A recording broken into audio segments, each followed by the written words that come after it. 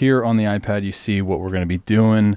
For those of you guys coming from the ebook, you already have a pretty good idea of things to expect. I did a conclusion of the lower body mechanics video that really covered a lot of the biggest focal points of the entire chapters, if you will, on lower body mechanics, where we expressed the drive leg mechanics, the hip rotation mechanics, and the mechanics of the lead leg block. And now, to wrap a nice little bow around it, I wanted to do a lefty and a righty. I've been obviously realizing throughout this ebook, I've been doing a ton of righties. Biased. Guilty. Kershaw's going down and Scherzer's coming up, right? Because they got that little hesitation piece. So let's go with Kershaw here first. Within the drive leg mechanics, you can see him reaching peak leg lift. And now as he descends peak leg lift, he's going to have this move of not quite full descend until he gets his forward momentum going, which this now, so you can have them synced up pretty much at the drive leg mechanics point here. But this now is the point in which Kershaw is really going to load his drive leg. He's going to put force into the ground. Same with Scherzer. Okay, so both of these guys do a really good job of obviously so many different things that we could talk about, but specifically looking at the drive leg mechanics, loading up the drive leg, putting force into the ground, stable, full back foot into the ground. We can look at knee position. We can look at loading patterns. All of those things discussed in the drive leg mechanics. You're seeing it be accomplished here. Both of these guys I would consider more so favored towards, like, we talk about accelerators and drivers. Both of these guys are more so drivers, right?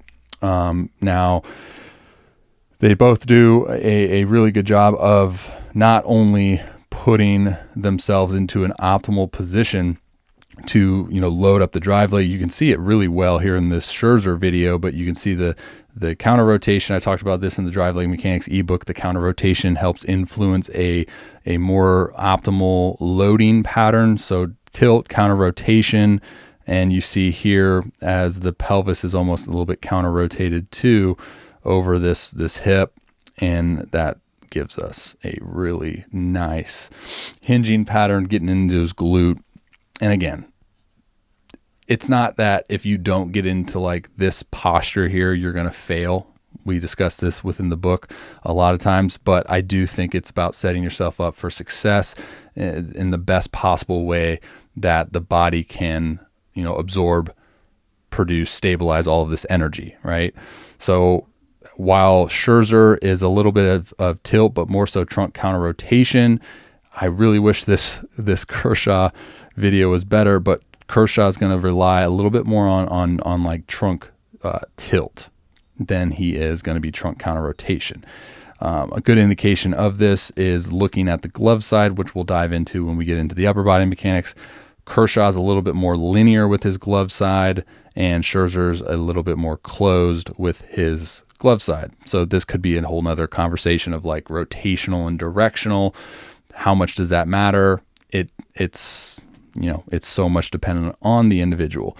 So now as we load up the drive leg, we're going to see both guys have that piece in drive leg mechanics where they're storing energy in the drive phase as it becomes time to then initiate their hip rotation, which we can see pretty clearly of both knee positions. Kershaw is going to be interesting. This is why I like this video comparison as well, because Kershaw is going to be more of an ankle eversion guy, where Scherzer is going to be a foot rotation. We discussed this within the chapter of hip rotation mechanics as well.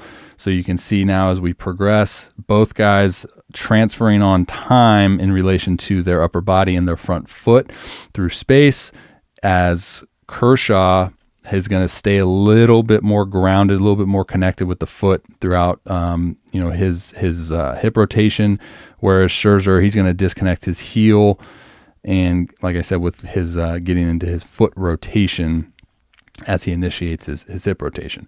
Taking into consideration as well, we talked about this in setups. Scherzer is far right side, and he's a righty, and Kershaw, I think, is far left side, or maybe even middle. I'm not 100% sure on that, so don't quote me on it, but that's going to influence timing of this hip rotation too. So with with Scherzer far right side, that tells us that he needs to initiate hip rotation a little bit earlier, even earlier than typical, because of him being far right side. Okay, so now you have this initiation of hip rotation, and you can see with just really impeccable timing as these hips internally rotate. Not to dive too much into the upper body, but the hand's going to come up, which is, again, when we look at timing and position of everything, this flow of energy is just naturally occurring, not having to force anything. So when we talk about the mechanics of the lead leg block, I had a video talking about how to position the arm accordingly to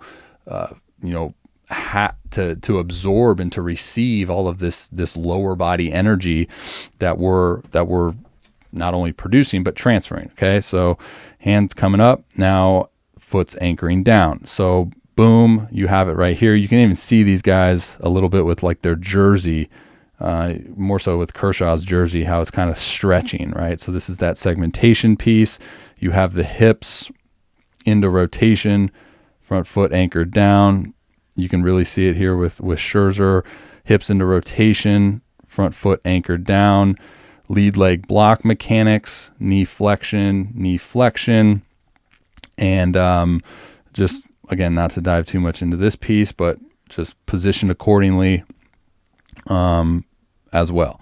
So now as they go into the completion, gravity's going to complete hip rotation. You can see, especially with Scherzer here, that beautiful picture of the pelvis just rotating over this fixed femur, and that's going to induce a very efficient block. Knee extends, boom, like so. And now Kershaw is going to be a little bit different. He's going to be, like I said, with a little bit more directional, and I think arm slot's going to influence this a lot. Landing, knee flexion, and now coming through into ball release. Knee extends, hip extends. Scherzer's got a little bit of flexion. I think the flexion for Kershaw is more induced with his setup on the rubber. Won't dive too much into that, but that could be another piece. And ball release. So a lot of things going on, but in terms of the screening and the simplicity process of this is just the understanding of kind of each component as a whole, and then looking at how each component of, when we talk about components, drive leg, hip rotation, lead leg block, how each component is complementing the next, right? So the drive leg, the last piece of the drive leg is storing that energy. That's going to then complement the timing of the hip rotation mechanics and all the components of the hip rotation. And then within the hip rotation, you look at the piece of positioning the hips accordingly, and then that's going to then complement the lead leg block. So, we dove into it a little bit within the lead leg block, actually a lot of it within the lead leg block, how all of these things are intertwined. Obviously, it's a throw that's occurring in less than like 1.52 seconds. So,